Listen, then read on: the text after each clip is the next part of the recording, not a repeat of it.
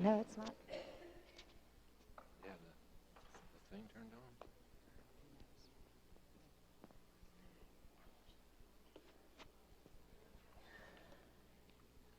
I'm just always afraid. There we go. Check. We all set. Is everybody ready? She's sitting right on. Okay.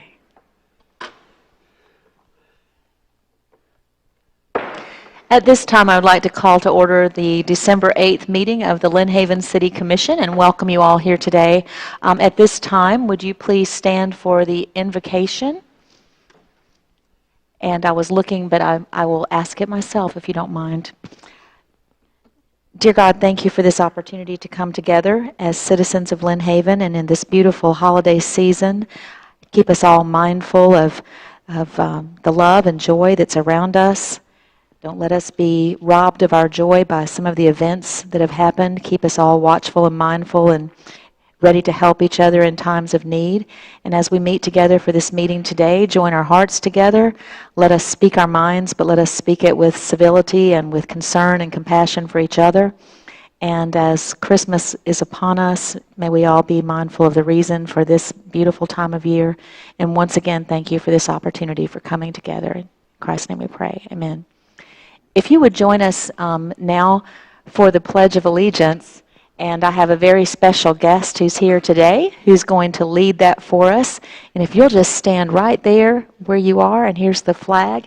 And this is Jake Finch, and he is a Lynn Haven Elementary student, and he's going to lead us in the pledge. Thank you.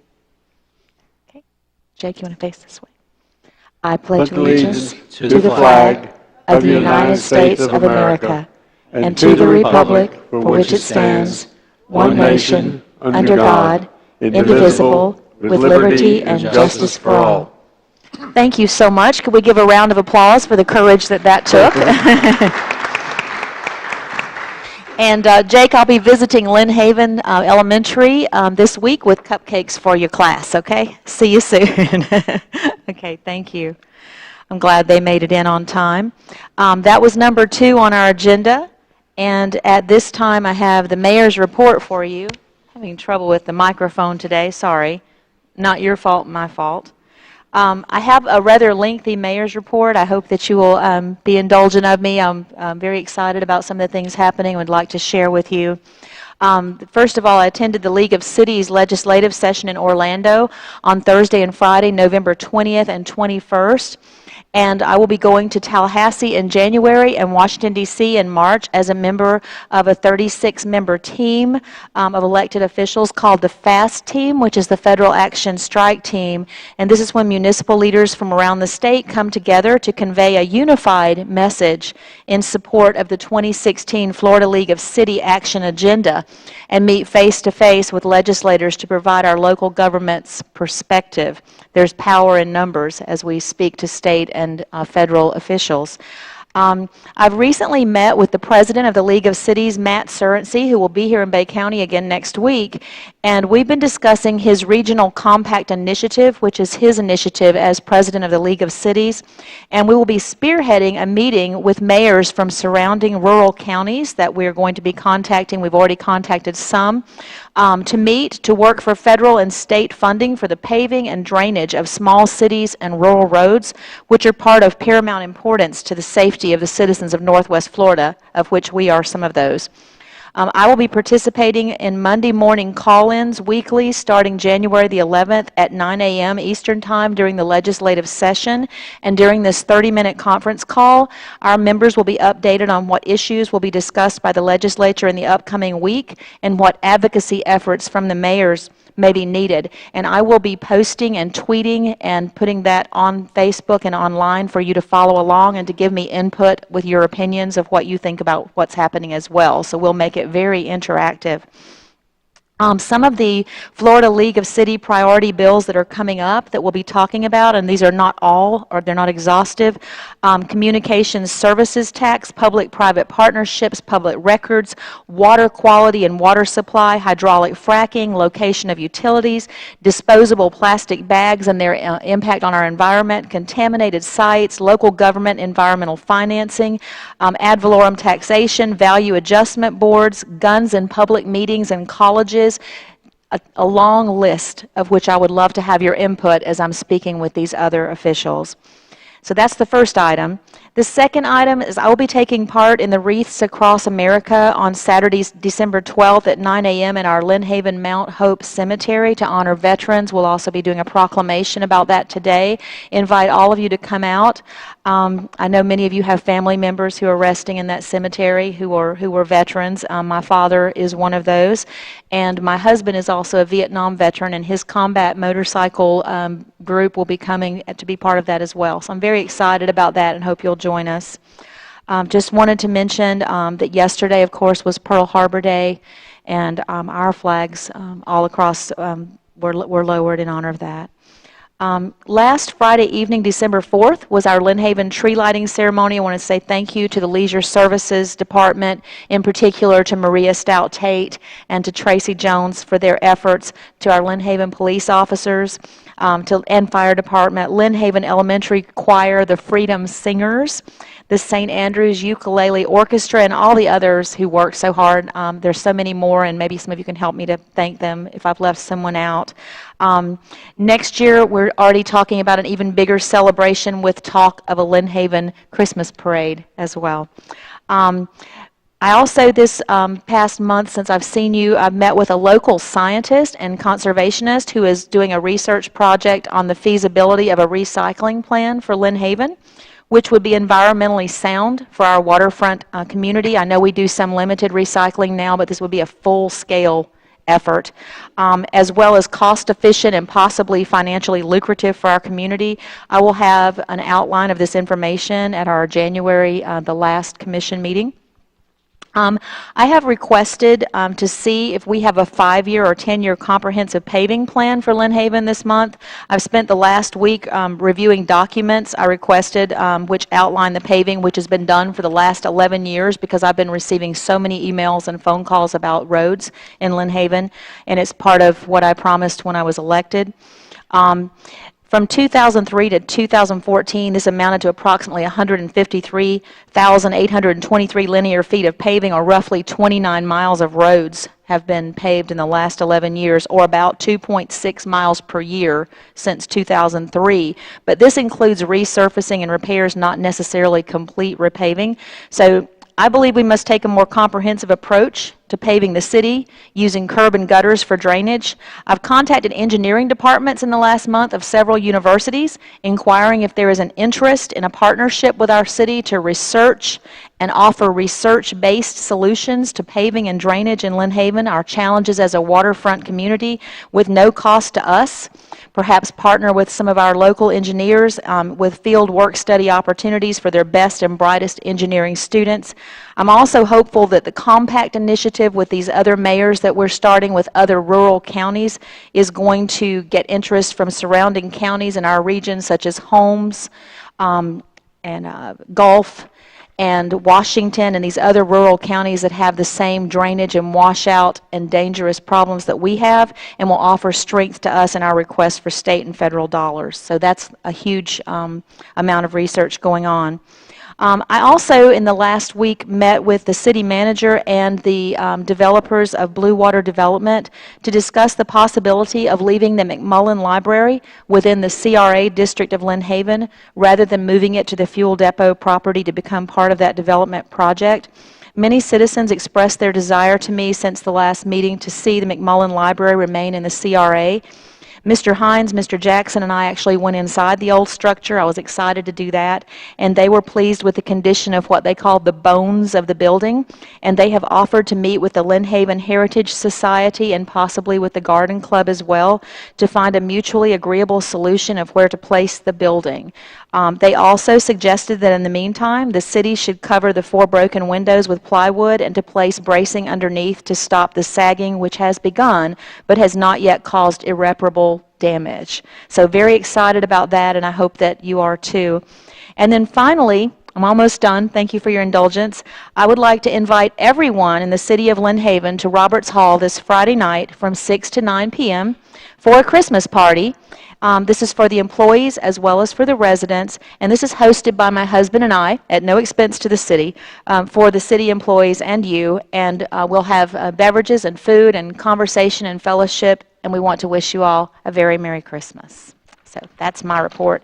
And moving on now to the commissioners' reports, and then I'll come back for our proclamations. So Commissioner Shad, if you would like to report at this time. I have no report other than to wish everybody a Merry Christmas. And please enjoy the Christmas holiday in the spirit in which it was originally intended. You know, we're paying our respects to the Lord. It's Christmas. It's not a spending spree. We are to enjoy each other. We are to give thanks for what we have, and we do have enough to give thanks for. Most of us have been blessed more than we deserve. I know I have. But enjoy the holiday, enjoy the camaraderie, enjoy your friends, enjoy your loved ones. Don't be afraid to tell them you love them. But enjoy Christmas in the spirit in which it was intended. Thank you. Thank you, Commissioner Shad. Commissioner Ashbrook?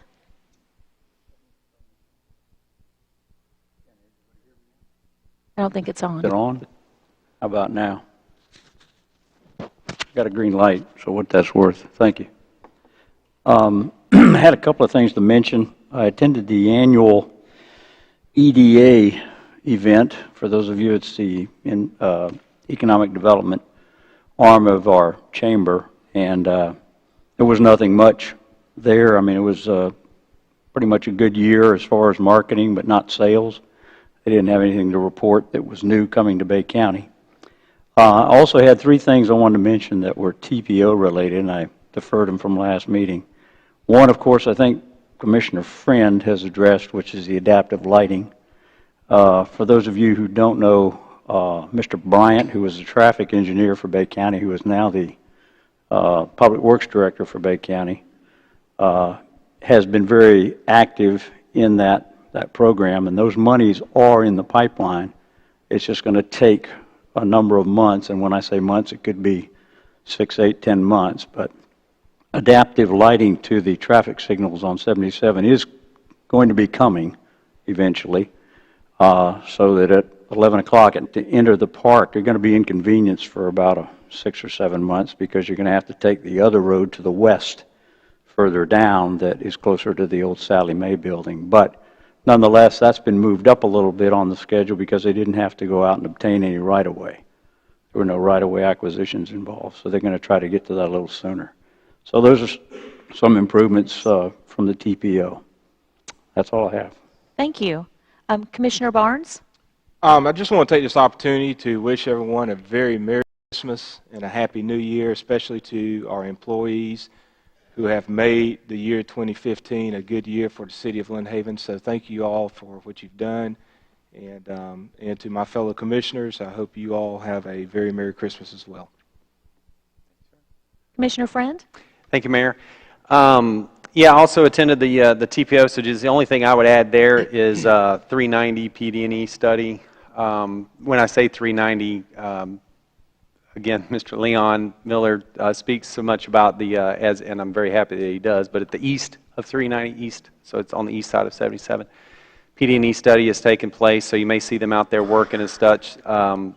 I don't know if it's, so, but the numbers are out. I mean, it's still a couple of years away before I think we'll see a whole lot going on there, but of course we're pushing for it as much as we can. And then the transfer from the county to the state hasn't taken place yet either, so we constantly ask for that, an update on that. And of course, you guys may remember City Manager sent a letter out to all the parties saying, you know, when can we expect that to happen? Because what that'll do is that'll free up some money.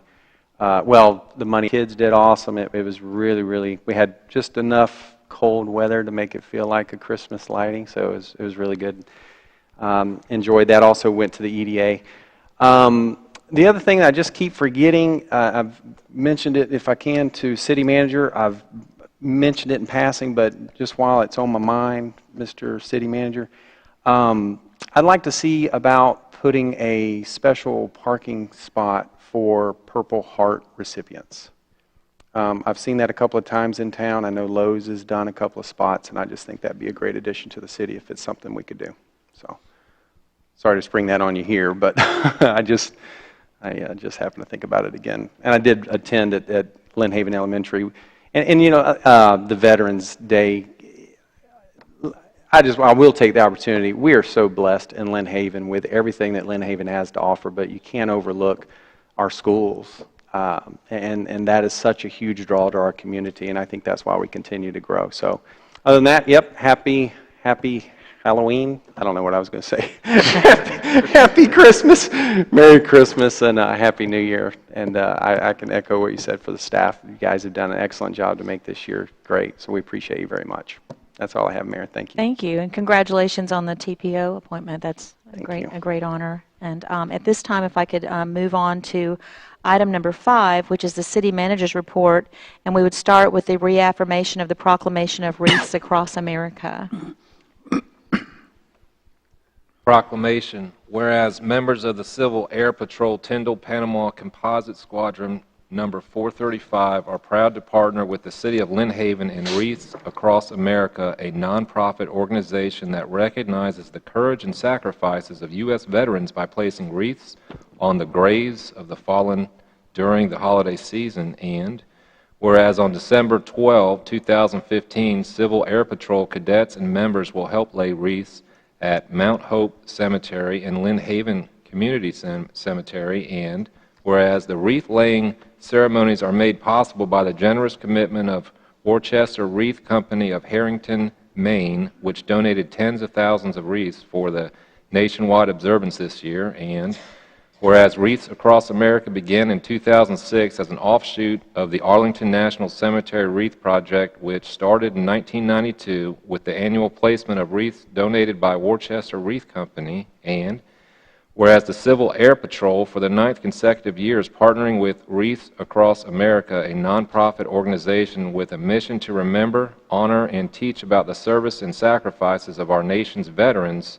And whereas members of the public have sponsored placement of more than 325,000 Worcester Wreath Company wreaths on veterans' graves throughout the U.S. and abroad. Now, therefore, I, Margot Anderson, Mayor of the City of Lynn Haven, Florida, do hereby proclaim December 12, 2015 as Wreaths Across America Day. Thank you. Is there a representative from Wreaths of America here today who would like to, great, this is wonderful. You want to sign? Sure. Thank you. Who would like to present this proclamation to you? And your name is? This is David Marble, and David is the spearhead of our Lynn Haven Cemetery project, so if you would please give a round of applause for such a worthy... Thank you so much. Thank you so much for being here with us today. Okay, and then at this time, our city manager will recognize our Employee of the Month for Lynn Haven City employees. Thank you, Mayor. At this time, if Angel Huerta could come up, please. Angel started as a customer service rep, and now she's a clerk, purchasing clerk for us, and she's been with us approximately 5 years and does a great job for us in City Hall. Recently, we had one of our employees go on extended medical leave for about the better part of a month, and she stepped up and worked long nights, weekends, mornings. I swear her car was just parked there permanently, but she did a great job for us, filled in. Folks, I know, got their utility bills on time, which, you know, is a good and bad thing, but we appreciate your efforts and your commitment to the city. Thank you.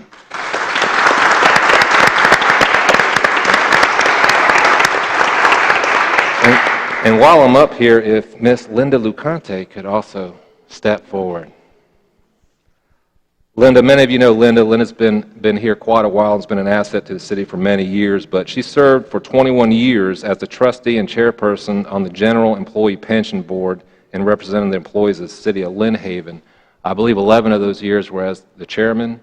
And for those of you that don't know, we have a very fiscally sound retirement pension. So thank you for your dedicated service, and we appreciate you, and I know many that are planning on retire appreciate you as well as you. Thank you.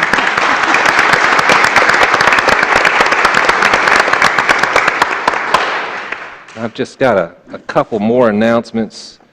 If before you Oh, I'm sorry. proceed, I need to backtrack and get a motion and a second from the commission to approve the proclamation for Wreaths Across America. I move approval. Thank you. Second. Thank you. Any discussion or questions? Would you please call the roll, Mr. Schubert? Commissioner Shad? Aye. Commissioner Friend? Yes. Commissioner Barnes? Aye. Commissioner Ashbrook? Yes. Mayor Anderson? Yes, thank you. Motion carried. Okay, as far as, we're planning a meeting next week. We haven't talked about this in maybe a month or two, but the old Main Street program, I'm going to meet with a couple of the principals that were part of that, planning on meeting next week, and I'll keep you apprised of that, but the idea was to develop an advisory board. Don't know what it's going to be called for the CRA, so I wanted to apprise you of that. If you didn't pick up a copy of the local paper, I'd ask that you would. I've been here about 20 months, and I documented the progress of our strategic plan, and that's all to do with the great staff we have that work for us and the support of this commission up here. And I'm proud of what's been accomplished over the last 20 months, and I say kudos to the staff, and I thank the commission up here for all their support and leadership as well. And I've got one more announcement, then I've got a short presentation. The Lynn Haven Police Department, in partnership with the Bay County Sheriff's Office, you can catch this on our social media as well, are putting on Christmas with the Cops, and this will be December 18th, 2015, from 5 o'clock to 8:30, with activities such as a police K-9 demonstration, fire department burn house activity, animal control, Christmas pets, Lynn Haven PD's Marine Unit, EMS, vehicle display, Crime Stoppers Harley-Davidson raffle, and an appearance by Santa Claus at from 5 to 6:30. And this will be down at the sports park, and there's also free popcorn, hot dogs, and drinks. So come down to the Lynn Haven Sports Complex December 18th, and if you didn't catch all that, check it out on our website. With that, I've got a short presentation on Lynn Haven Bayou Park Preserve. You may have seen in another publication, and I apologize, they put my mug on the front page, but this is something that's really exciting for Lynn Haven. We've heard talk already of all the assets and how we're blessed here. I mean, it's almost getting embarrassing. But hey, we'll take it. So this is the Lynn Haven Bayou Park and Preserve. If you could advance that, please, sir. And this is also available on Facebook as well as our internet site as well. But we're excited to be partnering with the Florida Department of Environmental Protection and Trust for Public Land in an effort that's going to yield us a 91-acre waterfront park. And this is located, for those of you to know where North Bay Haven is off 390, it's approximately a mile north of that, close to Deer Point Dam. Ding. The proposed park, again, Lynn Haven Bayou Park and Preserve, will be one of 4 projects being developed as part of the 5th phase of early restoration project. This is the part of the BP money. Again, we're very fortunate. There are 4 parks as part of this plan. The other 3 parks are located, you can see one over there close to Pensacola, one in between, and then one to the east of us. Those are 3, 4, 7-acre parks. The one in Lynn Haven is going to be 91 acres. So we're truly blessed with that. They've got approximately a $34 million budget. Half of that is coming to Lynn Haven. And this kind of gives you a idea where it's at. You can see the bay to the west. If you can see it, it kind of looks like a fish, ironically. The red area that's shaded, and then you've got a bayou to the north of it, and Deer Point Dam, again, is directly northeast of it. And this is a closer look. The park will offer a variety of recreational activities due to over 5,000 linear feet of waterfront and natural vegetation. I've driven this. If you see my truck out there, it's covered in mud, and that's because I've been going out there with folks showing them the property. But it's an incredible piece of property and probably the most valuable of that, we call it the 950, of that TND that's being developed out there north of North Bay Haven. This is a prime piece of real estate that's going to be a Lynn Haven Park for perpetuity. So again, rarely do you have a fuel depot come into the plans of a city this size, and it's probably a once in a city's lifetime to have a 100-acre piece of waterfront come on and be developed, and within the same time frame, literally almost the same month here, the first quarter of 2016, we find out we're going to get a $17 million asset dedicated to the city of Lynn Haven, 91-acre park. So just real quick, and this chart is also out in the lobby, and again, it'll be online as well, but they're calling it passive recreation.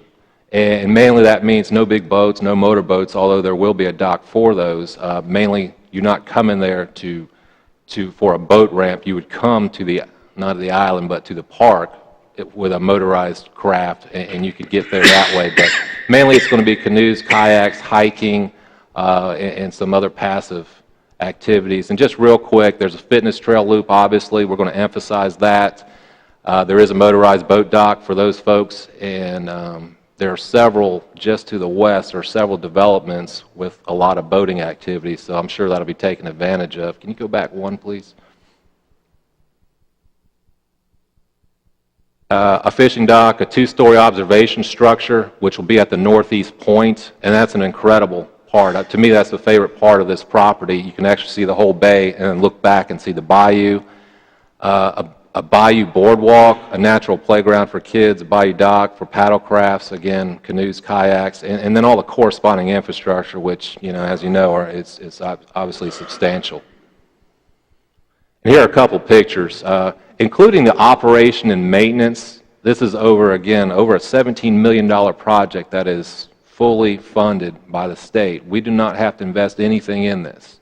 We get this park with that $17 million, approximately half of it is the state paying for the property and then making the improvements, including the infrastructure, and then they will deed it to us when that's done, which will be approximately 2 years from now, with 10 years of operating and maintenance costs. So half of it's to acquire and develop the park. The other half is gifted to the city in a grant to maintain this park for the next 10 years.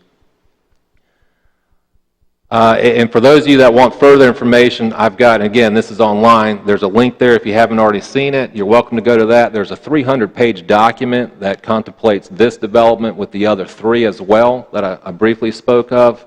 But there's also a meeting December 4th at Gulf Coast State College for public input. So we're really excited about this, and we look forward to seeing this come to fruition, and it'll be something that I put in front of the commission the next month. Probably the second meeting in January. So please, if you have any input, direct it to those folks, attend the meeting, and thank you for your attention. Thank you. That was a great informative presentation, and just to remind you again that that public meeting is next Monday night at Gulf Coast Community College if you'd like to participate and have input or questions. At this time, I'd like to move on to items 7 through 13, which are the items for our consent. Yes, ma'am.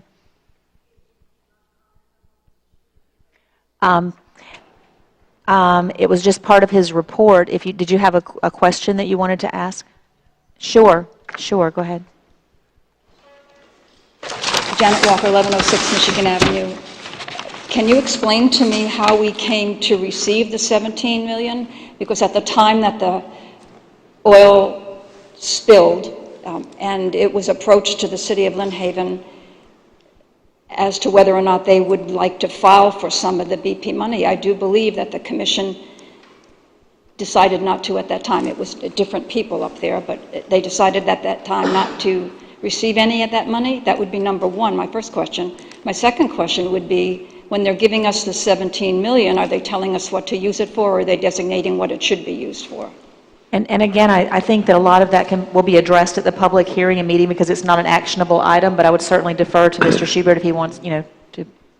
I can't speak to what motion was made as far as the BP money. I can tell you this, we're certainly competing for it, and I think rightly so, for the Porter Park improvements. We've got a second phase there that I'm hoping to hear we're going to get $450,000 for. With this, we were actually approached by the Trust for Public Land, and they were interested in the property. And certainly I thought it would be a great asset to the city, and we just moved on from there. And if I could ask, go ahead. I apologize. Your last question was the O&M. We have a very detailed listing of what operation and maintenance would be, from potentially hiring folks to tractors to what it takes to keep it up, the buildings, et cetera, that it's public record. We can get you a copy of that. But it's strictly operation and maintenance. And if I could add to what Mr. Schubert was saying in reply, I don't necessarily, from what I've read, just the research I've been doing just recently, I don't think this park is being offered to Lynn Haven as reparation for damages done. I think that it's, from what I can tell, they're looking for beautiful areas to preserve, to keep available for public park use, and I think we just fell into that category. That's what I'm seeing from what I'm reading. So, Yes. Okay.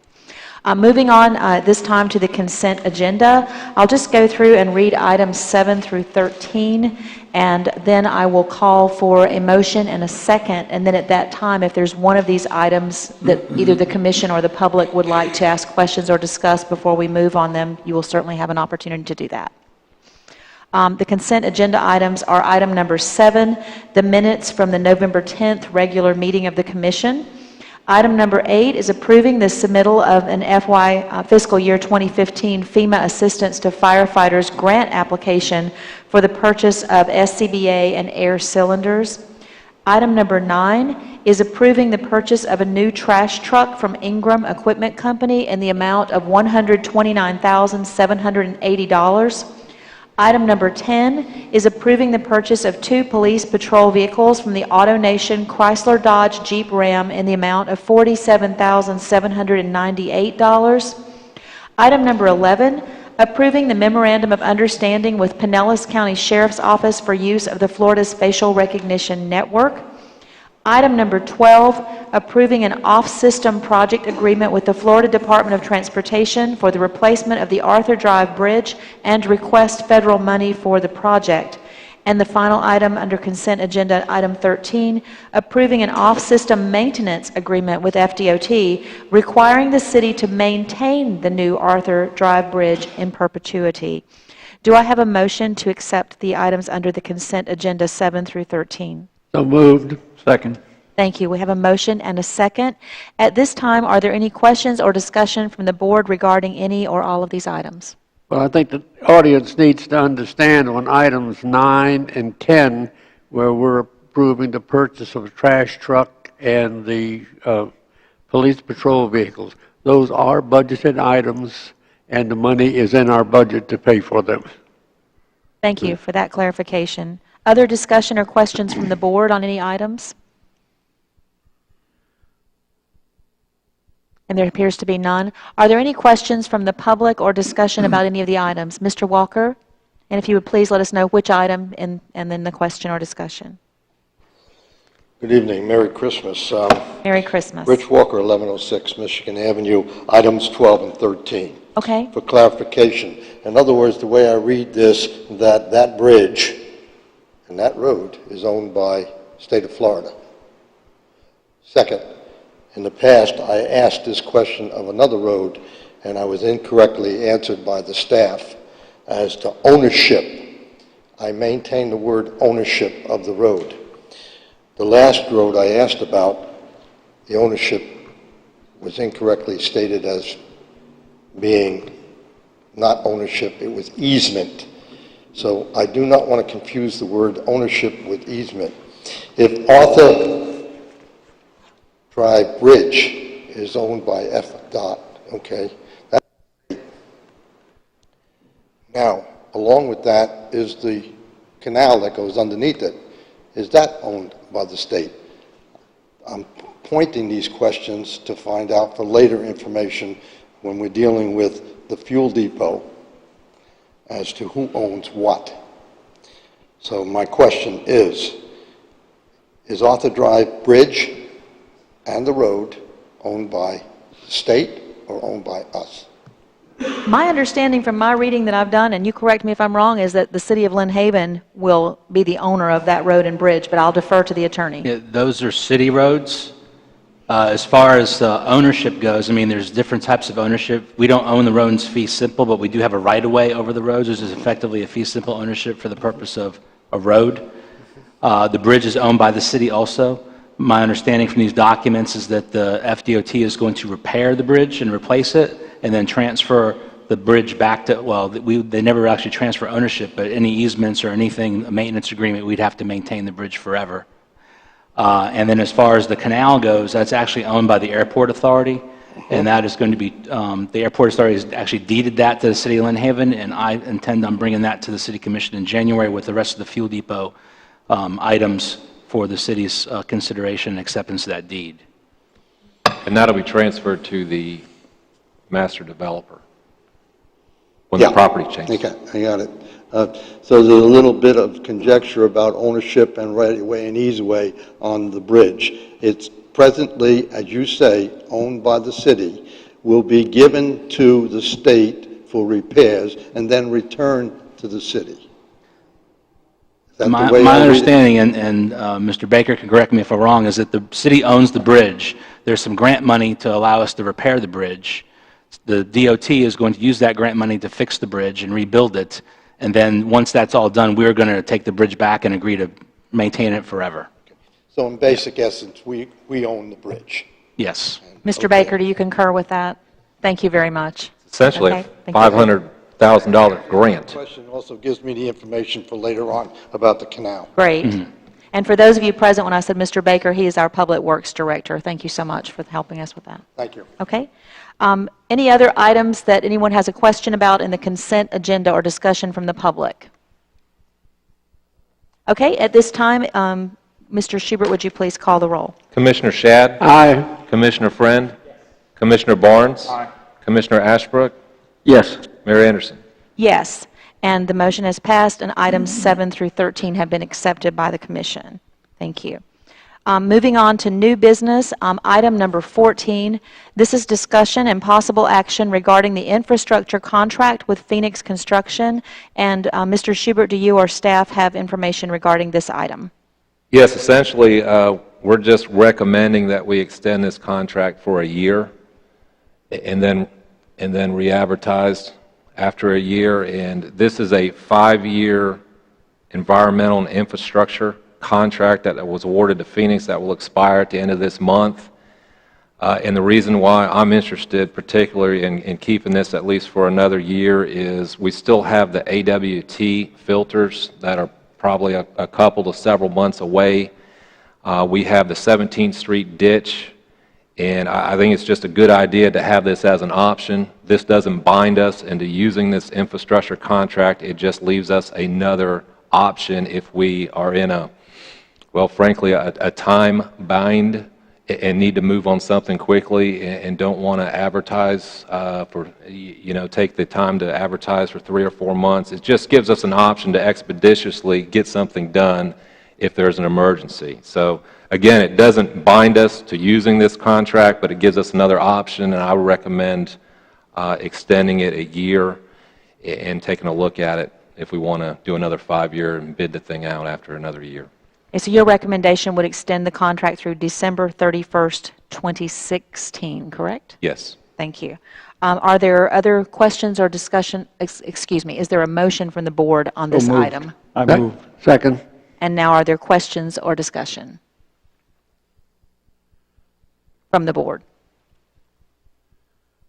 And there appears to be none. Are there any questions or discussion from the public on this item? And there appears to be none.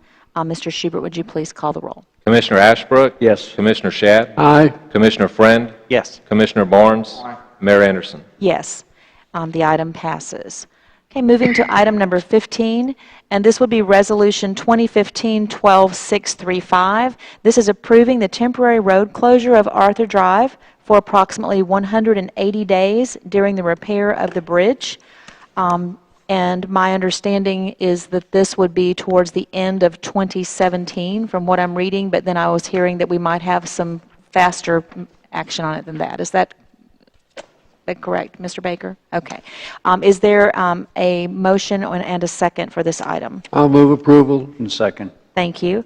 Are there any questions or discussion from the board regarding item 15? First, Mr. Schubert needs to read the resolution. I apologize. Thank you.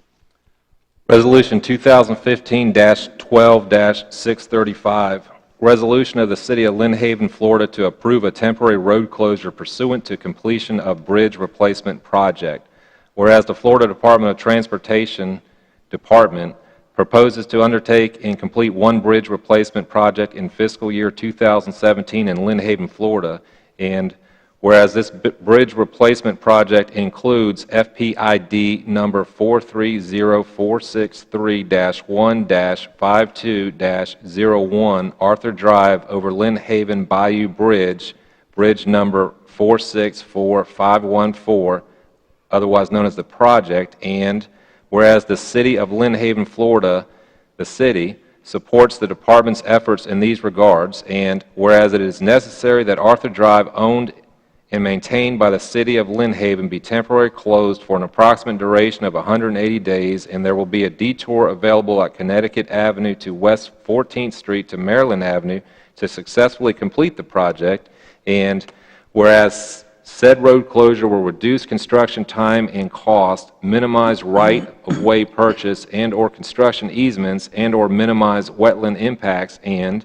whereas said road closure will be performed in accordance with the construction plans dated March 31st, 2015, including any revisions thereof as exist on file with the department, the plans for this project, which are herein incorporated by reference.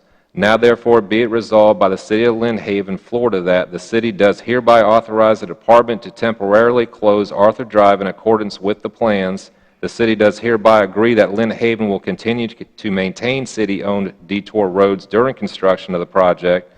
A certified copy of this resolution shall be forwarded to the Florida Department of Transportation at 1074 Highway 90, Chipley, Florida 32428. This resolution shall be effective upon passage. Thank you.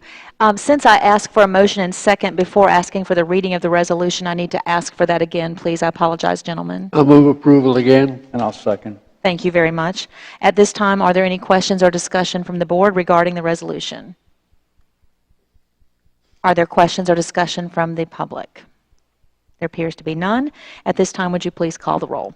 Commissioner Shad? Aye. Commissioner Friend? Yes. Commissioner Barnes? Aye. Commissioner Ashbrook? Yes. Mayor Anderson? Yes. Thank you. That resolution then passes. Moving to item number 16. This is a discussion and possible action regarding implementation of 2015 Cody and Associates salary study.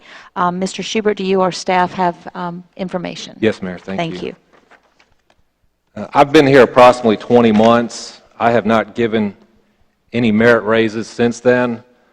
While I thought that overall the merit raise system was generally good, I thought there were some best practices in some departments that I feel like that we could grow on and use across the city.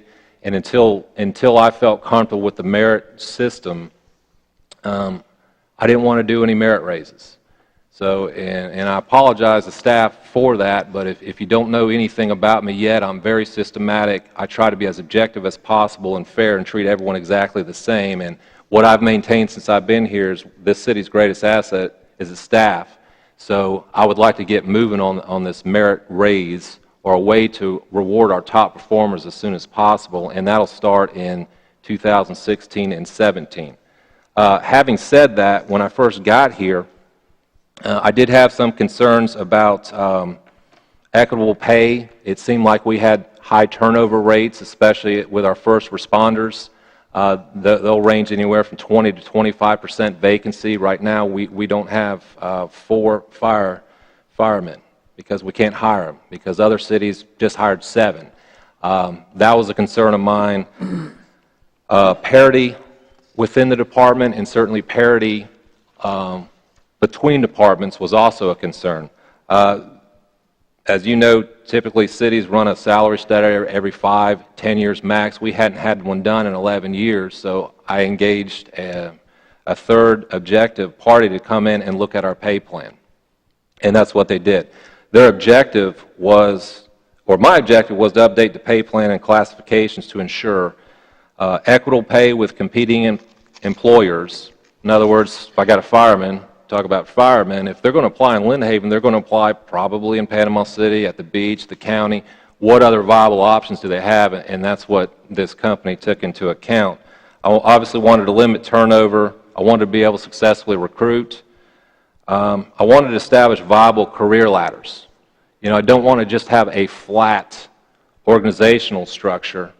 I want folks to be able to grow, and I think that's been evidenced over the last 2-3 decades. Although some people have to go from department to department, I did want a viable career ladder. Parity among departments, and also, again, obviously, parity among other cities, too. I don't want to be necessarily the training ground, although you're just going to be some of that being a smaller city relative to some of the larger cities in the county. And a final was, I was concerned that some of our employees weren't classed correctly. Taking a look at their position descriptions, I just didn't feel like they had the right position. And that fleshed itself out. So we engaged Cody and Associates. They had a 4-part study that's available for public records for anyone to view. They did a position classification and evaluation where they looked at position descriptions, made suggestions as far as are they classed correctly, made suggestions as far as career ladders. They did a salary survey. The way that salary survey works is they took a look at our existing structure, which is not unlike any other city or county for that matter, municipality. They look at a pay range, a minimum and a maximum, and typically they have some sort of central tendency in the middle, either a median or a mean, usually a median. And they looked at our current structure. A compensation plan and recommendations for implementation of their findings. So based on this, I've got 4 recommendations. The first is to retitle the few positions identified in the studies. These titles will more accurately reflect our staff's duties, and this will have no fiscal impact. It just accurately describes what these folks do. And I can tell you this, since I've been here, especially our leadership, those that weren't already working 40 or 50 hours, a lot of them took on, and to their credit, they took on a lot more responsibilities. I've added additional responsibilities to several of our leadership. My second recommendation is to adopt the new pay ranges as listed in the report. So they took the minimums and the maximums for all of our positions, which there are 78 different classes. While we don't use them all, there are 78 different classes in the city. Of those 78 classes, 34 of those classes, the minimum moved up. Most of these weren't substantial, and I say not substantial, anything substantial when you look at your paycheck, but most of them were 50, maybe 75 cents an hour. And those were, the minimums were bumped up because they looked again at 4 or 5 similar cities in the county and said to be competitive, to compete, to attract and retain, this is where you need to be. That was their recommendation. 3 of our classes of those 78 actually went down. And I should say that of those 34 classes, as far as my recommendation to move employees, and there's 65 employees in the 34 classes that would be eligible, that would get a pay increase. That's because the minimum actually moved. It moved to the right. So if it was $10.30 an hour, the study came back in at $10.50 an hour, they would get a 20-cent raise. That's if they're at the minimum. Typically, these are going to be folks that are, 1, relatively new, and 2, they're entry-level positions. These are the blue-collar jobs. These are the folks doing a lot of the heavy lifting. But of those 34 positions, there's 65 positions, I should say, of those 34 classes. There are 65 positions in those 34 classes. So there may be a police officer, for example, and there'd be several police officers eligible. But of those 65 people that would be eligible for a raise because the minimum moved up, 10 of them, first of all, are vacant. So there's only 55 that would get a pay increase, a recurring pay increase. Of those 55, 36 are first responders. They're firemen, They're police officers, and again, they're on the lower range of the pay. They're starting out. 14 are in public works, and 11 are in leisure services, and there's 4 that are just kind of miscellaneous. So there's that. So my recommendation after saying all that is to move those 55 employee salaries who the salary study suggested that we move the minimum up, is to move them to the new minimum. That would have a fiscal impact, a recurring impact on budget of $108,000. That's my second recommendation. My third recommendation would be to revamp the merit system for salary increases for fiscal year 2016 and 17. I've already been working with several of the city managers. I've been working with staff very closely, and we've all but revamped our merit system, including our evaluation form. We've identified best practices.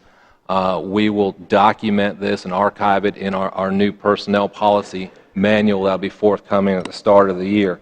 But I'd like to certainly have the most objective way of doing an evaluation for our folks, and certainly I want to reward our top performers. I want to continue to do that, and that won't start till 2016. But again, we'll revise the employee evaluation form, be objective and specific and comprehensive as possible. This form's going to have at least 2 or 3 lines, if not a lot more. That's going to be tailored, because obviously you're not going to evaluate a fireman and have the same criteria as you would someone in leisure services. And in the future years, we would consider COLA and any kind of merit. It's going to be exactly what it is. It's going to be merit-based. We're going to have this objective system. We're going to reward a percentage of the employees. It's not going to be an across the board. And certainly there's going to be flexibility and latitude for steps or increases, similar to other cities. But I'm going to rely a lot, although it'll have to come through my desk, I'm going to rely a lot on our department heads. They're the ones that work day in and day out. They know what the performance of their people are. And I would like to say, too, the city has saved, since I've been here, and I've talked about the ratio, and I know you all have heard it, our ratio of employee to citizen is almost double that of other cities. We're already thin or skinny when you take a look at the number of employees we have. And having said that, since I've been here, I've witnessed in the last 20 months, we haven't replaced 6 employees and replaced several others for a savings of $1 million. And that's recurring salary money. So we've already saved $1 million. In the next 3 to 5 years, the folks that we know that have to retire, that are going to retire as a result of the drop, we're going to save at least another $500,000 and more. So I want to make that statement too. But so first recommendation, I want to retitle. I think that's essentially a no-brainer. If they don't have the right title, they need the right title. 2, I want to adopt the minimum, the new minimum pay ranges, and that would mean a raise for 55 employees, and it's $108,000 fiscal impact. 3, we're redoing our merit system. We're redoing our system for giving employees raises. It's going to be our top performers, and it'll be objective, it'll be discoverable, and if folks aren't successful, we'll certainly have a way to show them how to be successful, and it's going to be a way to help people find success, not a way to punish those that aren't rewarded with merit. It's going to be a way that we recognize our top performers, and we figure out a way for those that aren't rewarded for them to get there. My final recommendation, since I have been here 20 months, it's going to be another 6-8 months before we even consider merit raises, is to provide a $500 lump sum bonus. This would be non-recurring to all employees who do not receive an increase of $500. And that's the reward, and again, I'll say it again, the greatest asset that this city has is its staff. And I've been tremendously impressed with the staff. It's a pleasure and an honor to work with them. And this is just a way to reward them because we haven't done anything for them for the last 2 years. And again, I wasn't comfortable with it. It's my fault if you have to blame anybody, but I wanted an objective system that I could point to and say, yes, we're as fair as we possibly can be. And if you've got a situation with it, go see your department head. Come see me. We'll make it right if it's not right. But it'd be a $500 lump sum bonus, non-recurring, wouldn't be added to the salary. This would address what little bit of a pulse of the CPI there was this year. To address we've had a dramatic increase in health insurance the past few years.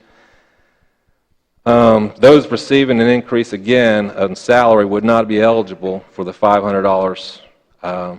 And percentage-wise, and I'm more of a lump sum manager than I am percents, because a percent can be progressive. And a 2% raise for somebody like me means an awful lot more than a 2% raise for somebody riding the back of a trash truck. And I recognize that. That's why I deal with lump sums, because that $500 percentage-wise is a lot more to that fellow picking up the trash and frankly sweating a lot more than me. So, in essence, though, this 500 lump sum would be, hey, listen, we appreciate you, and like I mentioned before, there's an article, it's on the Facebook now, it's on our website, that talks about the progress of our strategic plan over the last 20 months. And again, I appreciate it. It has been truly a team effort, and that's where I'm coming from there. And so those are my 4 recommendations. Mr. City Manager. Mr. Shedd, I need to call for a motion first, and then we can start the discussion, if that's okay. I'm sorry. Could I have a motion and a second for discussion and possible action regarding the implementation of the Cody and Associates salary study? I move that we take the city manager's recommendations and adopt them. Second. Is there discussion or questions from the board now? Commissioner Shedd. I would like to ask the city manager and the board to add one more item to that. As he pointed out, it's been close to 11 years since we have done this. As a matter of policy, we should require it to be done every 5 years. None of us may be here in the next 5 years, okay? But I think it should be a policy of the city to conduct a formal salary review every 5 years. And one of the reasons why I say that, changes in our way of doing business in the economy affect our employees. Who would have thought 5 years ago that we would have the technology that we have today, the GPS systems and all the electronic systems that our employees now use? They should be recognized, and our job positions requirements should be upgraded every 5 years to take into account the changes that have occurred. And I think we would be remiss in doing our responsibilities and not setting a policy requiring the city to take a look at this every 5 years. And I just think it's a good business practice. So that would be my recommendation, to add that one item to his recommendations. Thank you. Are there other questions or discussion from the board? I agree with you on this, Commissioner Shapp, from the simple standpoint, because every 5 years, I don't want the city of Lynn Haven to be... Can you hear me now? Okay. I do not want the city of Lynn Haven to be a training grounds. I mean, we have pride in what we have accomplished throughout the years, and the people have worked hard, people, meaning the employees, and I want to make sure that we keep those employees here in Lynn Haven. And things go up, life happens, all that takes place, and I don't want us to be behind the 8 ball. I want us to be in the forefront in making sure that we are taking care of our employees. I've been around this place for a long period of time, and I've never seen so many openings. I remember, if everybody wanted to come to work at Lynn Haven because we treated our employees fair, we had great benefits, things of that nature, and now other employers are surpassing us. I want us to get back in that lead again, and so I totally agree with that recommendation. Is there other discussion or questions from the board? Yes, Mayor. I'll just make a few comments. Mr. Schubert, I appreciate you finally, us getting this done. I looked over the study, and I think it was very well done. I know you and I talked about this probably when you first came on, if not during the interview. So it's glad to see. I'm glad to see it's in front of us today. I would just like to say, I agree, and I'll certainly amend my second if the motion is amended to include having this policy for every 5 years. I can't say enough about the city employees. I think we have a quality city. I think to have a quality city, you have to have quality employees. I think to have quality employees, you got to have quality work environment, and you have to have quality pay. So all of it goes together, so I'm very happy to support this recommendation. Thank you. I have some comments that I would like to make, and they are certainly not along the same line as what you've been hearing. And I am sorry that this recommendation is happening 3 weeks before Christmas, because it makes me appear to be the Grinch as I make my comments. But back in April, when I was running for the office of mayor, one of the things that I talked about quite a bit was the salary of the city employees. And it was not an easy topic to talk about. And I think many of the comments that I made were misaligned. They were misquoted. My comments were that there's a great deal of disparity in this salary scale. And, you know, this study that we just had costed $12,000, and I'm hearing, you know, that they want to have a study now every 5 years. And the study that we had compared the cities of Fort Walton Beach, Crestview, Destin, Panama City Beach, areas that have a different kind of tax base than we have, and different kinds of living styles than we have here in our 19,000 town. Our income is $25,717 per capita in Lynn Haven, with household incomes at $58,451, which translates to $28 per hour with 2 people working, which kind of adds up to $14 an hour. I have no problem with the people in the city who make less than $15 an hour. I think they should be getting a gigantic raise. I think those people should be raised. You can't live on that kind of money.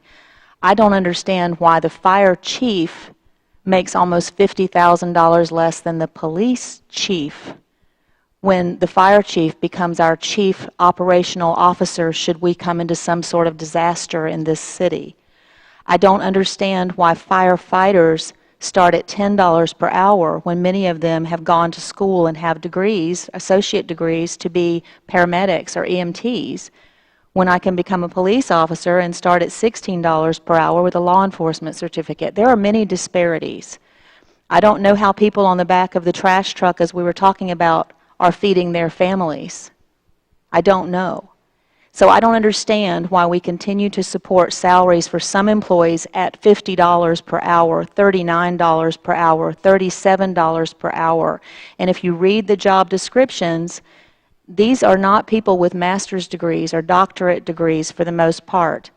These are people who have received a 5% increase almost every year, year after year after year after year. And I don't mean to sound hateful, I don't mean to be divisive, I just know that our city cannot afford this. Our city needs to treat our employees equitably. I see those guys out on the streets, I've talked to them, and the women out working, doing the loading, the heavy lifting. It's a lot different than clerical type positions. Not that they aren't all important, and not that they aren't all valued. My wish would be that we could go back and possibly have a workshop with input, that we could revisit this study. I'm looking at it, just one example, and I'm just picking one at random. I've spent hours on this, and I've prayed about this. I have agonized over this because I'm not a mean-spirited person. I want everybody to have the best for their families. I want everybody to have what's fair. But, for example, Director of Leisure Services, it says the salary was $79,000 and now it's $52,500. But then I look at this list of people who are going to be put on the scale to be raised, and that's one of the positions which raises it up. And now instead of a $26,000 savings, there's an $18,000 savings. So this is not accurate. And I don't know how many more of those, that there are on here. The titles, all of these different titles that were done in this study do not match up with what I'm looking at on the list. An equipment operator versus a heavy equipment operator, a supervisor, all these titles as I go through. And I don't want to belabor the point. I just want to say, I think we need to revisit. And I think we have the best city employees of any city. I think we have the most hardworking people without exception. But there is disparity here. If you compare what people are making in the private sector with master's degrees, doctorate degrees, and 20, 30, and even 40 years of experience, even with where I spend my days at the school system, they don't get 5% raises every year, and they work for the state. But if you go a little further and go to private industry here in town, go and check and see what your bank tellers make and what your private secretaries and administrative assistants are making in insurance companies and large private businesses. They're not making $79,000. They're not making $103,000. They're not making $67,000 plus benefits. They're not. But we are here. So I am totally against this study as it stands.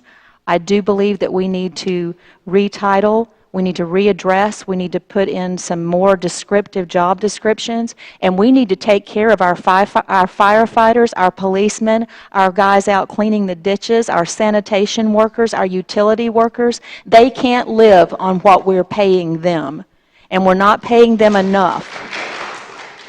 And I'm sorry, you can't clap. I apologize. So I'm done with what I have to say, and I certainly don't mean this personally. I have every respect for our city manager. I think he's done a great job. I think he's trying very hard to bring away some of the disparity, but I don't think this study does it.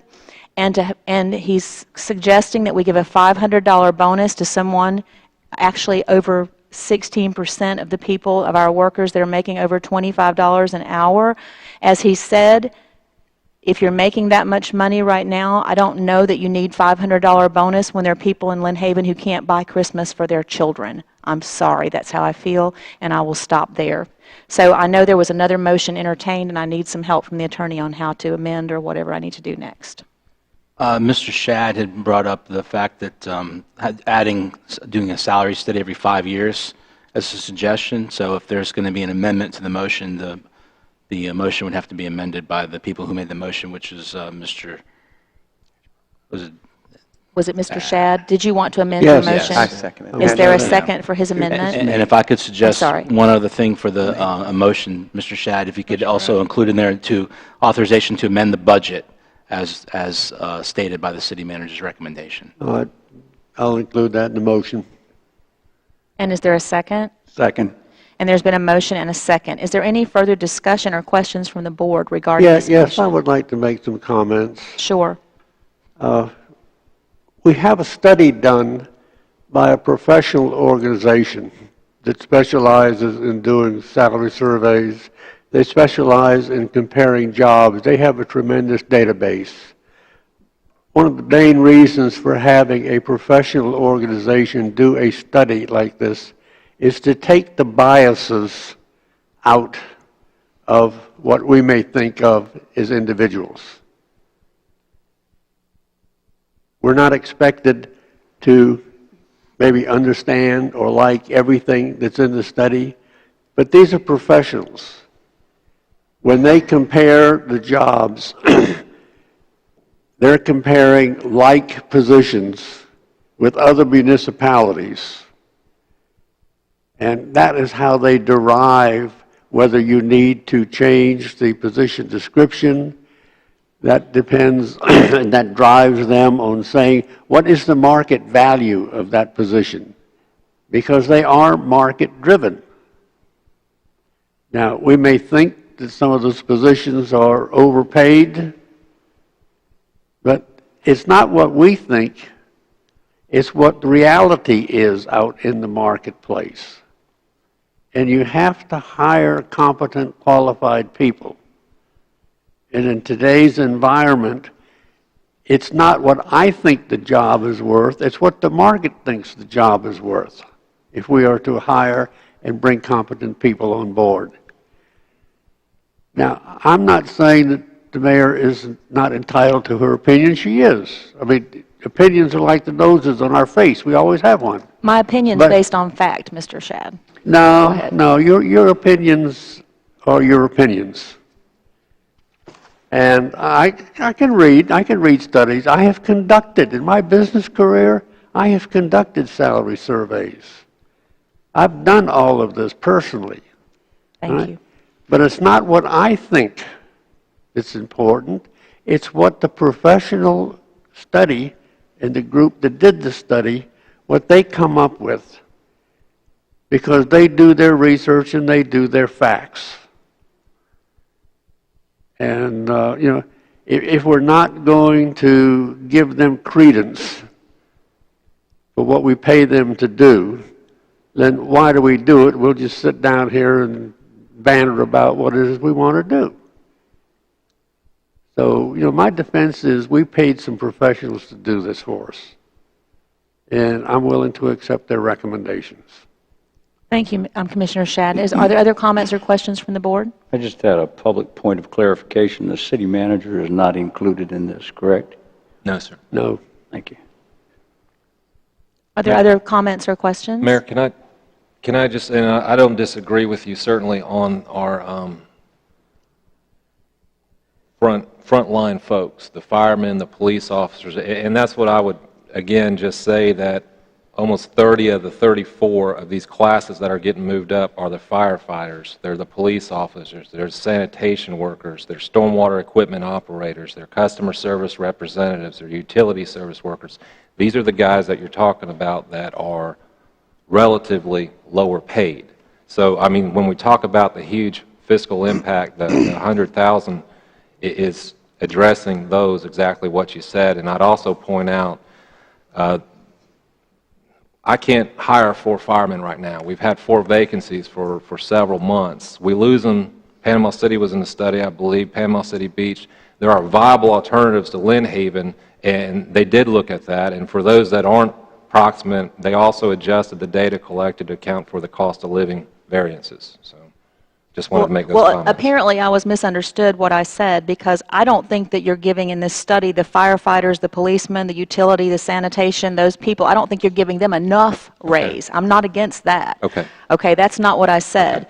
And I'd also like to respond, I do respect people who do studies, but you can study something, in all different ways. And I did read the study, and just because I disagree with the study does not mean that I have an opinion that's not based on the research or reading or factual material. It's not that I don't like it. That's not how I do my own research. So I just wanted to clarify that point. But anyway, are there other comments or discussion from the board? I'll get to the public in a moment. Yes, ma'am. I'd just make a couple of comments. I'm not sure that I disagree with anything that you've mentioned. I certainly, and we talk about our own personal opinions, I certainly think a man that's running into a burning house should make $100,000, $200,000 a year. I don't know what the number is. I think a man that has to put on, or man or woman for that case, run into a house that's on fire, they should make more money. I think a man or a woman that has to put on a vest and go to work every day, a bulletproof vest, should make more money. But I rely on the study as well to compare our salaries to our peers, and I think that's the information that we have to go on. So that's where I'm at as far as the study and all that's concerned. The other thing that I'd like to say is I too, when newly elected, looked at the merit, and that's why I brought it up during my interview process of the city managers. And I guess and I don't want to get into a back and forth with a question, but I think discussion is good. Yeah, so I agree. Okay, good. Well, the 5%'s over the years, and I think that's what city manager's trying to correct, so that doesn't happen going forward or wherever the case may be. I guess what I'm trying to say is this is where we're at. So I can support this today, and then if I had to ask you a question, I would assume, are you working maybe or continuing to work with the city manager to come back around and address the other salaries that you feel like may be out of line? Because then my question would be, if we're going to have a workshop, which I'm completely open to, my question would be, how are you going to correct that? Mm-hmm. I'm not going to say I disagree with how the salaries, in your opinion, may have got out of line. I can only speak that, I don't necessarily think they're out of line. I think experience, we may be at odds on this. I think experience weighs heavily on a person's salary, maybe even more so than a degree. And I certainly think that some of the employees that we have at this city that have 30 plus years I mean, it's not even a career, in my opinion, for them. You know, this is their heart and soul of what they do. They pour into this city, and so they should be compensated for that.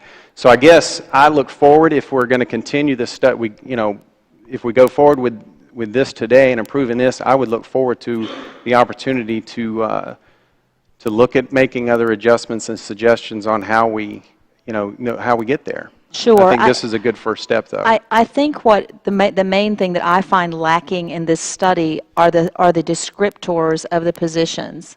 In other words, in the outside world, there's usually an educational requirement, an experience requirement, and I don't see that in many of our job descriptors that describe what these people are doing in these positions. So anyway, that's one of my main sticking points with the study. So are there other questions or comments from the board before we open to the public for discussion? Well, generally, in these descriptions, depends on who writes the job description. You do have experience and or education. For example, even in our profession, I would love to pay, we can't even find teachers now for the simple fact that they're not being paid enough. So we're trying to make an effort to get these employees where they need to be.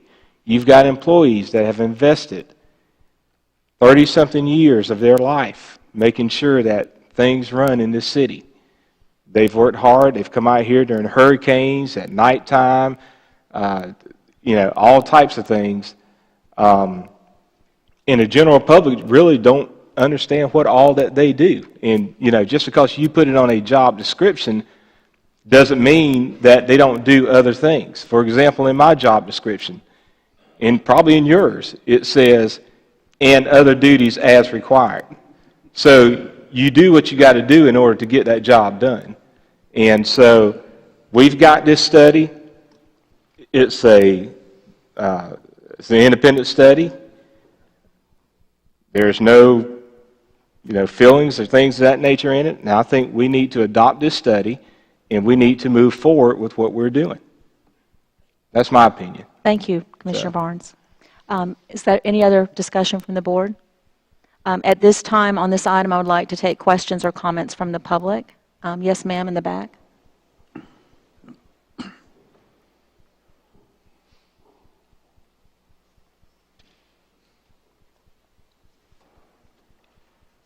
Monica Hood, 409 Virginia. A couple questions. One is, when you say that you're going to give these raises, my question is basically, is someone who is new, say, making $14.50 an hour, and someone else who's been there 2 or 3 years making $14.75 an hour, and the new minimum is $15, are they all just going up to 15, so the one who's been here for 2 years only gets a 25% or 25-cent raise, and the new guys get a 50-cent raise? How is that going to work? Does that make sense? It's going to work like you described. So there's no current provision to reward seniority. Okay, so everybody's going to get paid across the board, no matter if they've been here 2, 3, 4 Well, years, if they're not up to that point. Typically, if they've been here 2 years, as was discussed, they were pretty generous. And I'm not saying they weren't earned. I think they were earned, but they were pretty generous. Those aren't the folks that are getting them. They're folks that have been here maybe a year, maybe 2 years, that are at the minimum. There are very few folks at the minimum. Just kind of curious. And is it going to be retroactive? Since they haven't been paid since 2013, is it retroactive, or does it just automatically start? Are they going to get anything? They would start next pay period. Next pay period, okay. And then you have to remember that some of the ones that you may think that are overpaid or whatever, if they have been here 30, 40 years, 35 years, I mean, we can't control that. You got to let them go. They're on their way out, probably most of them, I don't know.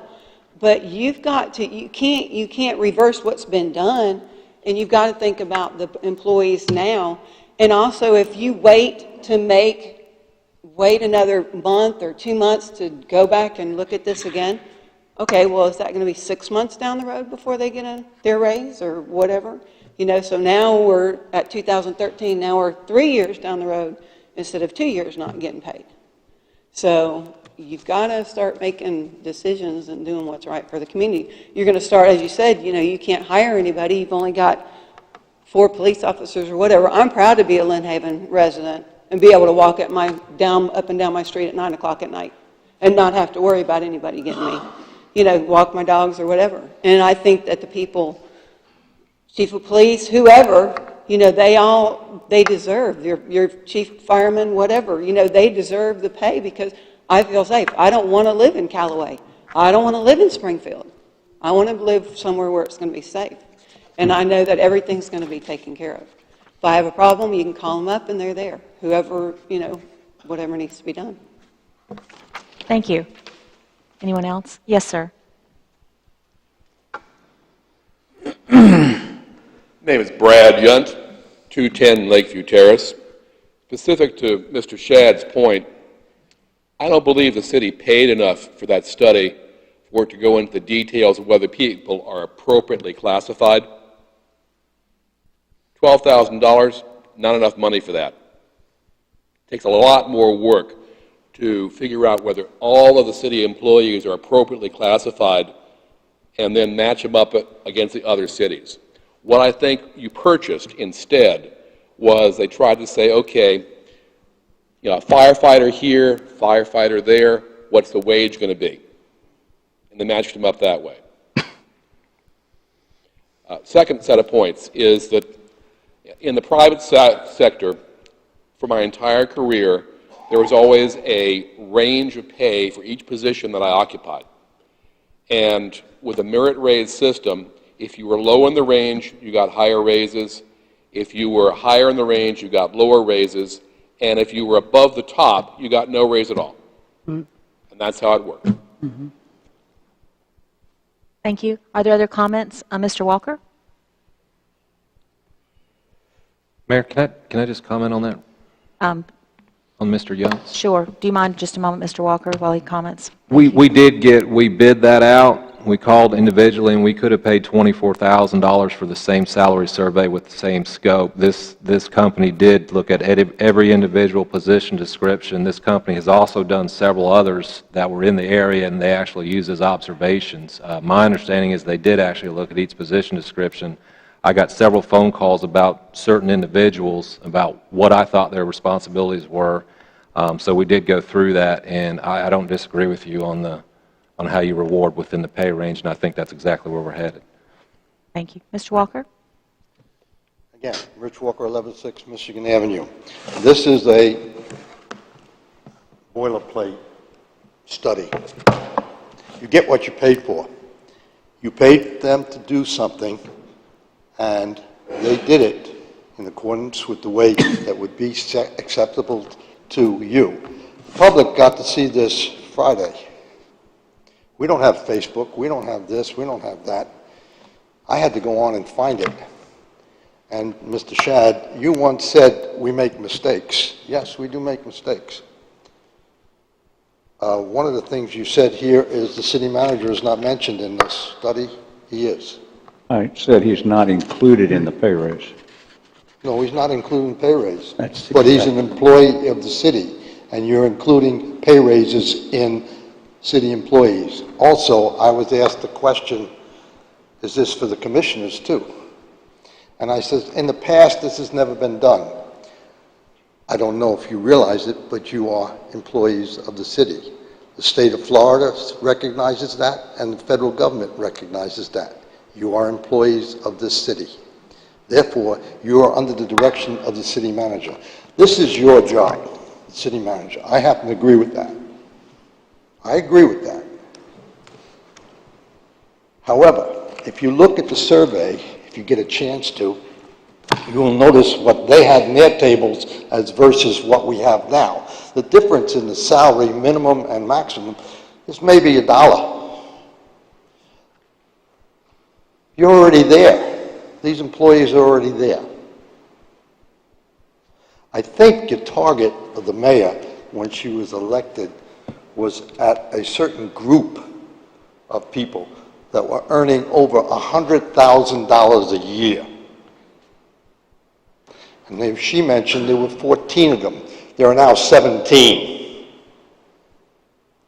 That's what she was looking at. And that's what is imposing the problem on the lower people. That person that you say that works in the garbage truck, they're not being affected. You said it yourself, city manager. 2% raise to you is a lot more than the man that lifts the garbage cans. There's where the disparity is. It should go to those people. You should look at those, not give raises across the board. For example, an employee that was working here and couldn't do the job was given a $500 raise and 3 days extra off. An employee was given a $10,000 bonus, and he had only been working here for 3 months, 4 months. Mr. Walker, if you can bring it to a close as quickly as Okay, I'm possible. going to your sum it comments. up with this, exactly. I'll give you one example. An employee that was here, hired, and working for this city at a $30,000 salary, left the city and worked for a commercial company, received raises, 30, 60, 70, and you're forgetting something in here that's very important, the benefit package that goes along with employee. He went up to $70,000, his benefits package went to $30,000, he is now earning $100,000 at the commercial, in the commercial environment, and he came back to work for the city at that $100,000 salary and $30,000 in benefits. That's the disparity there. There's the disparity. I do believe, as the citizens are saying, and the mayor is saying, that you better look at the bottom of the tier rather than the top. That's exactly what this does. It's Well, exactly what it does. Not really, not No, really. no, no. Mr. Again, Walker, if you can wrap, just. It's wrap it up. exactly what it I does. don't want to get into, I'm finished and I don't need to get Thank into you. this. Thank you very much. Are there other comments or questions? Yes, sir.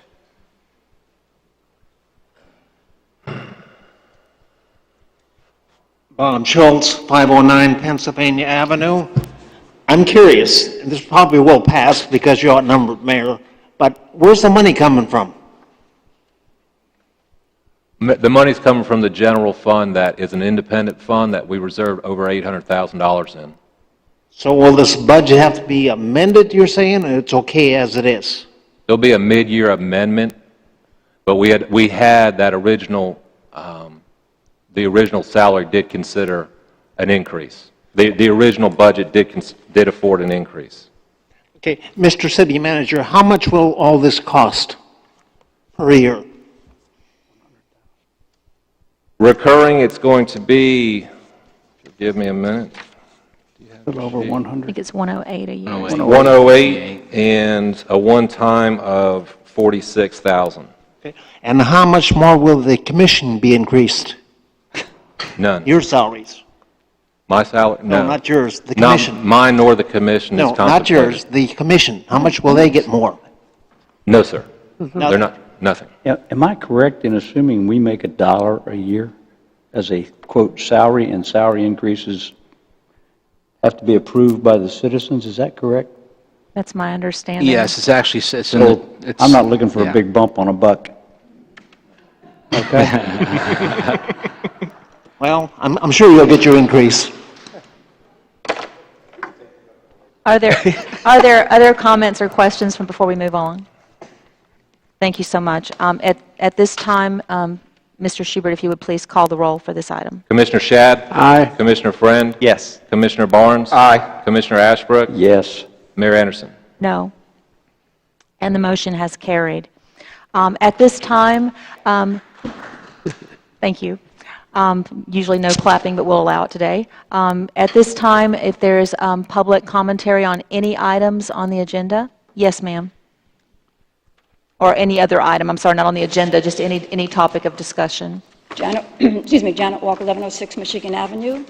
Can I be heard? Yes? Pretty well. Okay. If just stay as close to the little center bat-like apparatus there as you can. I'm going to bring up a subject that is very troubling to myself and to a number of other people in the audience and others not here this evening. and I feel that the situation needs to be resolved because that would be in the best interests of the citizens of Lynn Haven. I feel that it needs to be resolved in we need to come to an honest resolution on this particular subject.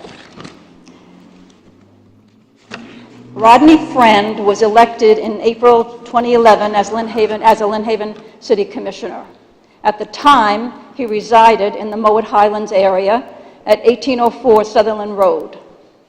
On June the 21st, 2012, Mr. Friend and his wife Jeanette purchased a home located in the College Point area, located at 731 North Bay Drive in the unincorporated area of Bay County.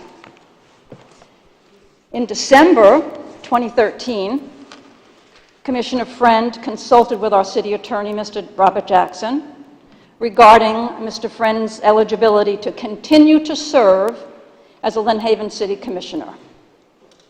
And Mr. Friend mentioned to Mr. Jackson at that time that Mr. Friend was doing some renovation work on the Mowat Highlands home and would be spending part-time in Mowat Highlands home and part-time in the unincorporated city at Panama City, Bay County.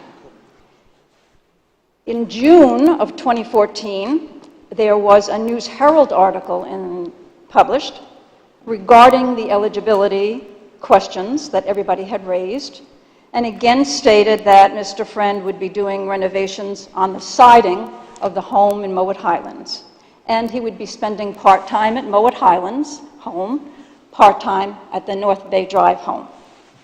Sometime after August the 7th, 2012, Mr. Friend obviously moved out of the Mowat Highlands home, which does happen to be in the city of Lynn Haven city limits, because his water bill went from a usage of $36,000 to $0. And it was that way for except 3 tiny instances all the way up to October of this year. So that's 0 water usage. No water is being used.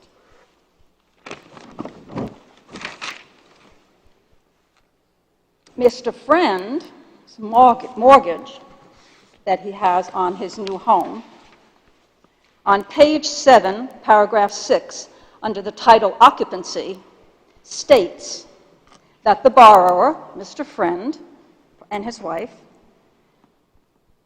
shall, within 60 days after execution of the mortgage, use this property, which is the North Bay property, as the borrower's principal residence, and continue to occupy this property, the North Bay property, as borrower's principal residence, and continue to occupy this property as his primary residence for 1 year.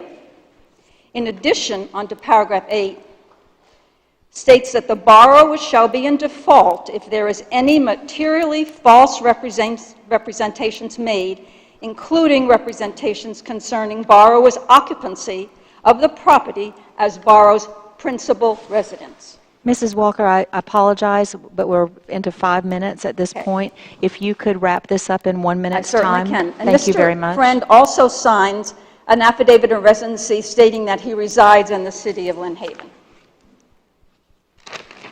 I don't believe that Mr. Friend can have his cake and eat it too. He's stating for the purpose of being a commissioner that he resides in Lynn Haven. He's stating for the purposes of his mortgage that he lives in North Bay. He cannot live in 2 places at once.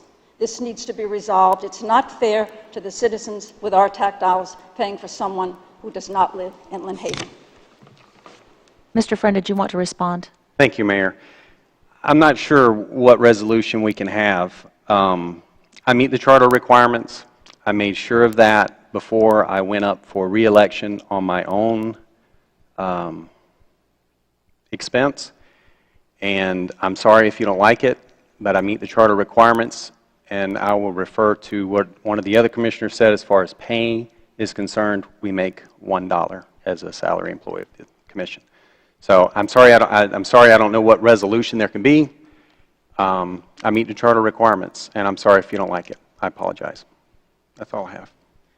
At this time, I would move on to another comment from the public and would respond to Mrs. Walker with, I've had the same question asked to me, and my response from the city attorney has been, you correct me if I'm wrong, that if you have objection to this, that you would have to enter a lawsuit. Is that correct?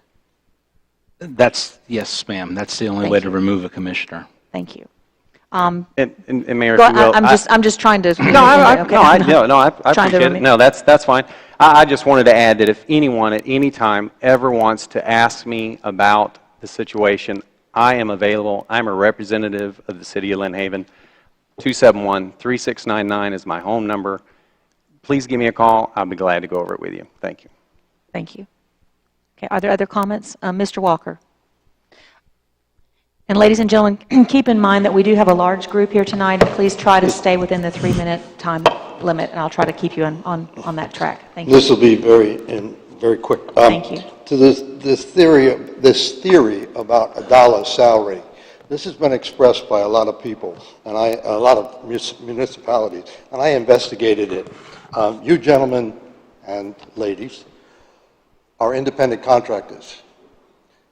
Listed with the state of Florida, your salary is, commissioners, $7,000 some odd dollars. Mayor is $8,500. I repeat that.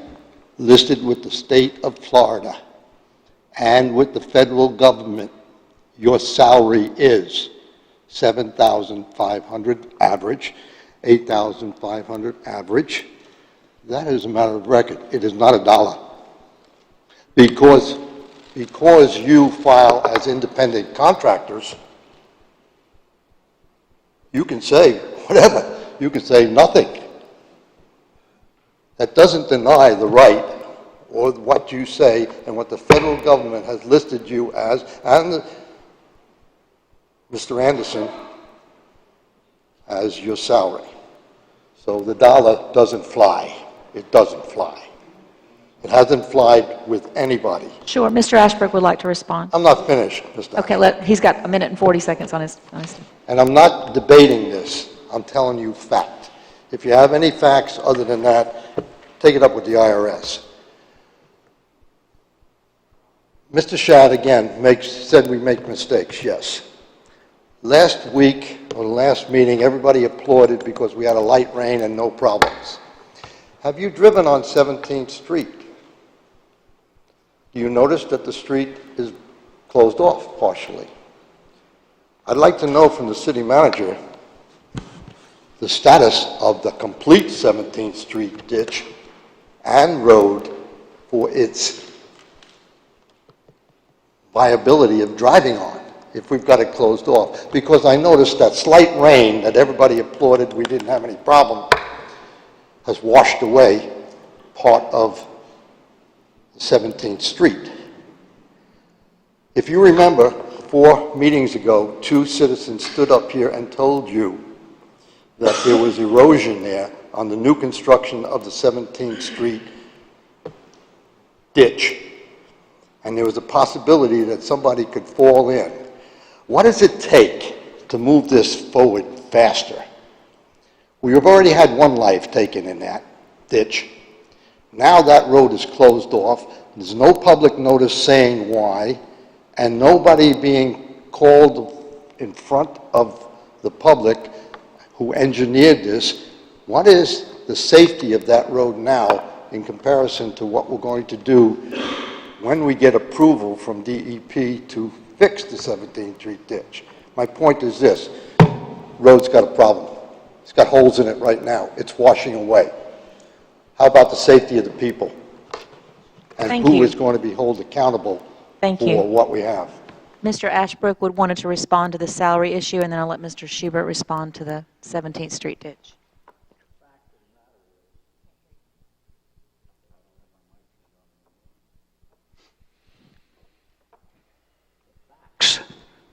Mr. Walker, are that the city charter dictates we are paid $1 as salary. You, as usual, have taken your facts incorrectly. We are paid a stipend for expenses that does equal the amount that you claim is our salary. Our salary is a derivative and controlled by the city charter. The voters must vote on a salary change to the city commissioner.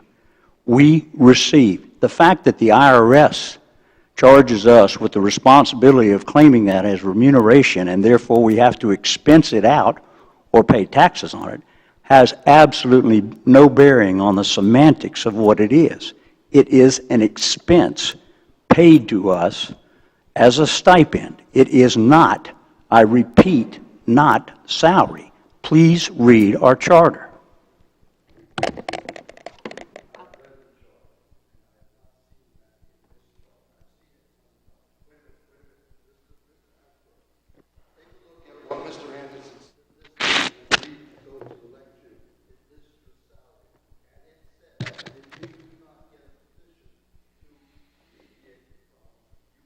Based on that salary to get permission to go into the election.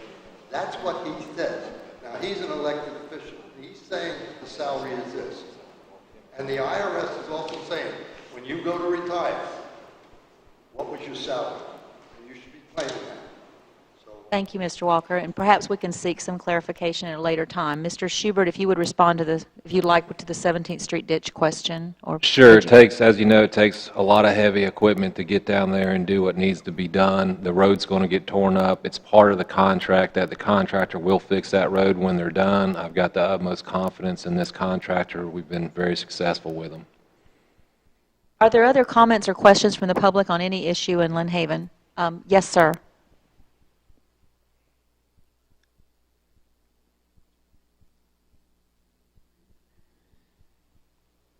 Thank you all for being here, by the way, tonight and taking part in this meeting. I appreciate that. James Dean, 1103 Michigan Avenue. I feel like I'm a fifth wheel and shouldn't get up here because I've got something that pertains nothing to what has been mentioned tonight. I am a member of NAMI, which is National Alliance on Mental Illness. I've been a member since maybe 1994. I moved back to Lynn Haven in 2004. And in the 11 years that I have been back, I have had maybe 5 occasions to experience things with our police department. And I would like to say that they are an organization that we should be proud of. At our last NAMI meeting, we had 4 people that expressed negative experiences they had with the police department. And I spoke up and said that I had one also. Well, when we got to comparing notes, all 5 experiences was with one police department in this county, and it was not Lynn Haven.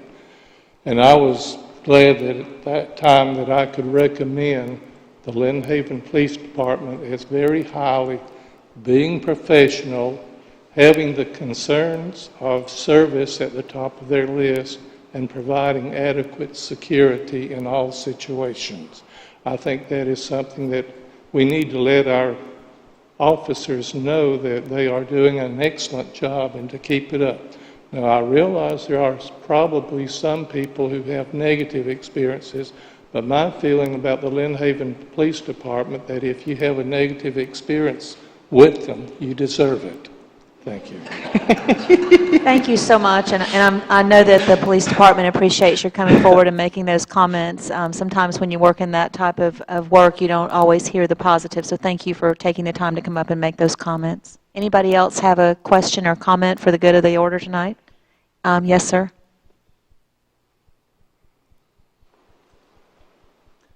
Bob Schultz again. A little confused. Mr. Walker says you're independent contractors. I'm hearing that you're employees. I'm hearing that you get $1 a month, which I agree, that's what you get, plus a stipend. But what do you call these benefits that you guys get? Are they stipends too? I mean, some of you get health insurance, life insurance, blah, blah, blah, as city employees. If you're independent contractors, you're not supposed to get it. So what are you? City employees or public contractors? Thank you so much for that question, and I would let the city attorney answer you, but I would like to answer first, if possible. What I believe, first of all, I do not accept health insurance from the city, but I do have that opportunity if I want to, as do the others on the board, which I'm not sure where that falls within the employee nature. One comment that was made earlier that the commission serves at the pleasure of the city manager or works for the city manager. We do not. We are not the employees of the city manager.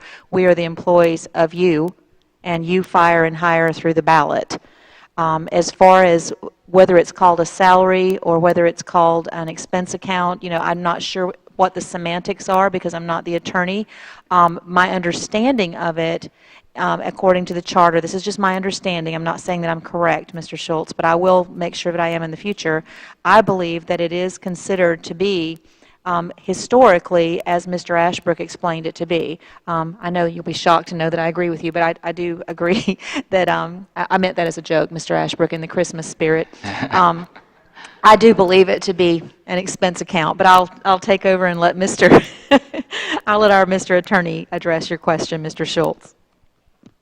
Sure. It's been a while since I've looked at this issue, but the city charter states that the city commission's salary is set by ordinance, which must be approved by the electors. Whether someone is an employee or an independent contractor varies greatly depending on the circumstances that you're looking at. For the city commissioners draw basically a reimbursement stipend of $600 a month, I believe, which is classified by the IRS under some IRS code that I talked to the auditor about 10 years ago. They do have to expense it out, and they do have to pay income tax on it if it's not expensed out properly, from my understanding. They are eligible for benefits, but they do not draw a salary. Is that a clarification So you can live with, or more questions? Okay. I don't know. Go ahead. No, I didn't mean to be dismissive at all, Mr. Schultz. You did a good job of confusing me. Some members of the audience too. Merry Christmas. Are there any other comments or questions this evening? Thank you all so much for coming, and at this time I'd like to once again invite you to the Mayor's Christmas party on Friday night. Hopefully we could have a great time, and wish you all a Merry Christmas. The meeting is adjourned.